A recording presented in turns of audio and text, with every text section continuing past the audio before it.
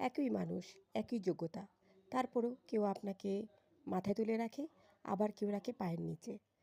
যেমনটি একটা পানির বোতলের মূল্য ফুটপাতে 20 টাকা, সেই পানির বোতল যদি আবার নিতে চান রেস্টুরেন্টে হয়ে যায় 50 টাকা, আবার এয়ারপোর্টে যাবেন পানির মূল্যটা হয়ে যায় 100 টাকা। তো বোতল পানি দুটোই সেম, শুধু জায়গার পরিবর্তন। নিজের অবস্থানটা বুঝুন তারপর। তো নিজেকে কখনো ছোট করবেন না, মানে অপাত্রে দান করবেন না। চোখের পানির মূল্য যেখানে পাওয়া যায় সেখানেই ফেলেন। তো সেটা যদি চোখের পানিটা ফুটপাতে না হয়ে চেষ্টা করবেন এয়ারপোর্ট নামক জায়গা।